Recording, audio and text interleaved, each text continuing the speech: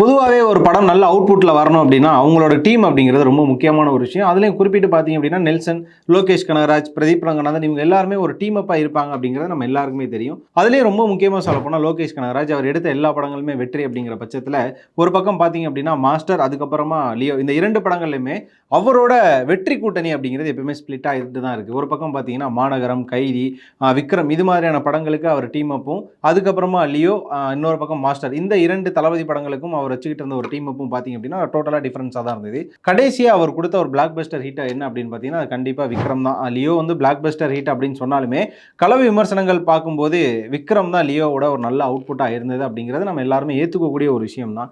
அந்த விக்ரம் படத்தில் அப்படி என்ன இருக்குது அப்படின்னு பார்த்தீங்கன்னா கமல் சாரே சொல்லியிருப்பார், லோகேஷ் கனகராஜோட டீம், அந்த ஏடியாக இருக்கட்டும், டெக்னிக்கல் டீமாக இருக்கட்டும், எடிட்டர் ஃபிலோமின் ராஜ், அதுக்கப்புறம் கேமராமேன் கிரீஷ் கங்காதரன், அப்புறம் அன்பர் யூ ஸ்டன் மாஸ்டர்ஸ்னு சொல்லிட்டு லோகேஷ் கனகராஜ்னு ஒரு டீம் செட் ஆயிருக்காங்க அப்படிங்கிற ஒரு விஷயத்தை சொல்லியிருப்பாரு.